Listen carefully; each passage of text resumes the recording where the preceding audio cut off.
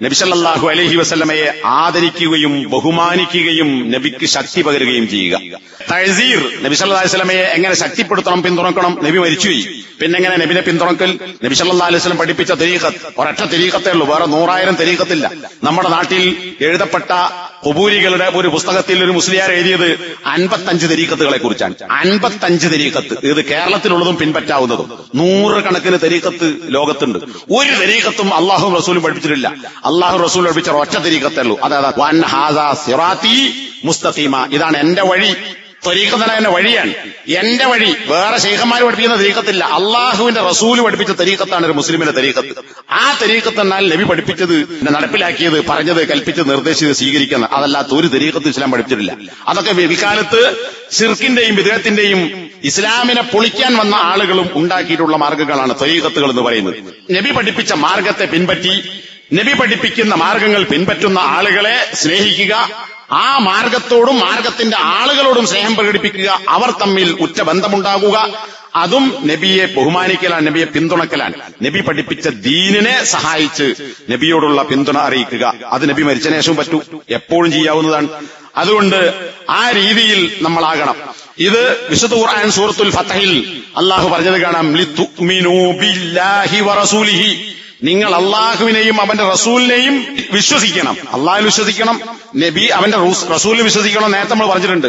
അതോടൊപ്പം വിശ്വസിക്കുന്നതോടൊപ്പം അള്ളാഹു നബിയെക്കുറിച്ചൊരു കാര്യം പ്രത്യേകം പറഞ്ഞു, വതുഅസ്സിറൂഹു വതുവഖിറൂഹു, നബിയെ നിങ്ങൾ പിന്തുണക്കണം, ശക്തിപ്പെടുത്തണം. എങ്ങനെ? നേരത്തെ പറഞ്ഞതുപോലെ നബി മരിച്ചു, പക്ഷെ നബിയുടെ മാർഗത്തെ, നബി പഠിപ്പിച്ച ദീനിനെ, നബി പഠിപ്പിച്ച തരീഖത്തിനെ പിൻപറ്റുക, അതിനെ ബലപ്പെടുത്തുക. വതുവഖിറൂഹു, നബിയോട് എങ്ങനെ സംസാരിക്കണം, പെരുമാറണം, നബിയെ എങ്ങനെ വിളിക്കണം, നബിയുടെ അടുക്കൽ എങ്ങനെ ശബ്ദമുയർത്തണം, അതൊക്കെ ഖുർആൻ പഠിപ്പിച്ചിട്ടുണ്ട്.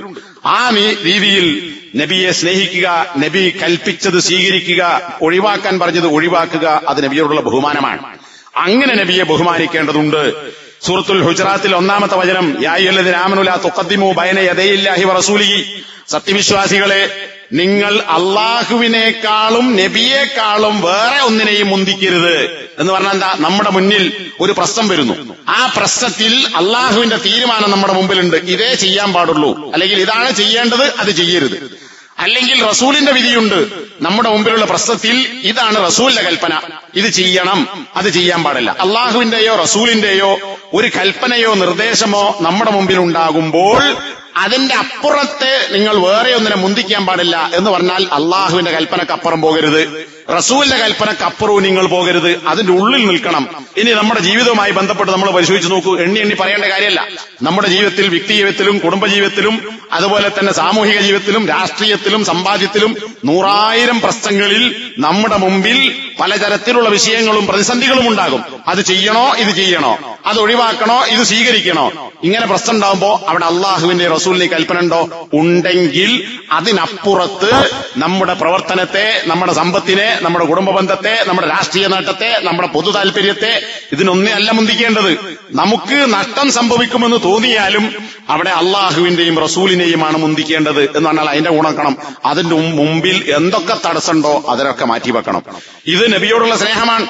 എന്നാൽ നമ്മൾ ആലോചിച്ച് നോക്കൂ, നമ്മുടെ മുമ്പിൽ ഇങ്ങനെ പ്രശ്നം വരുമ്പോൾ നബിയുടെ സുന്നത്തുമായി ബന്ധപ്പെട്ടൊരു വിഷയം മുമ്പിൽ വരികയാണ്, അത് നബിന്റെ ചര്യയാണ്, നബി പഠിപ്പിച്ച രീതിയാണ് എന്ന് വന്നാൽ നമ്മൾ എന്താ ചെയ്യുക? അതിനാണോ മുൻതൂക്കം കൊടുക്കുക? അതല്ല, നമ്മുടെ താൽക്കാലികമായ നേട്ടത്തിനോ? നമ്മുടെ താൽക്കാലികമായ നേട്ടത്തിന് മുൻതൂക്കം കൊടുക്കും. അപ്പൊ ആരെ മുന്തിച്ചു? നബിയെ ബേക്കിലാക്കി, നമ്മുടെ താല്പര്യത്തെ മുന്നിൽ നിർത്തി.